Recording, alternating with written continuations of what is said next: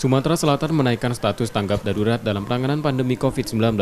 Hingga kini 2 warga Sumatera Selatan positif COVID-19 dari Palembang dan Prabu Muli. Gubernur Sumatera Selatan Herman Deru belum akan melakukan karantina wilayah. Kebijakan melakukan karantina wilayah merupakan wewenang pemerintah pusat. Bila dilakukan, kebijakan tersebut akan berdampak luas. Hingga kini pihaknya masih berkoordinasi dengan pemerintah pusat. Pemerintah sendiri baru sebatas menghimbau warga untuk melakukan karantina diri. Lockdown itu domainnya pemerintah pusat. Kita akan dengan sangat bijak harus untuk melakukan berbagai tindakan-tindakan yang sifatnya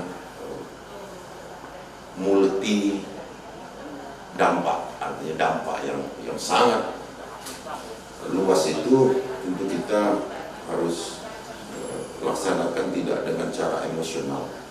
Kita harus duduk bersama dan juga harus berkoordinasi dengan pemerintah pusat. Karantina wilayah telah diatur dalam Undang-Undang Nomor 6 Tahun 2018.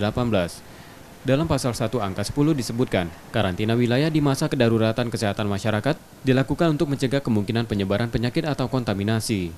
Rizky Nurmizan, Kompas TV, Palembang.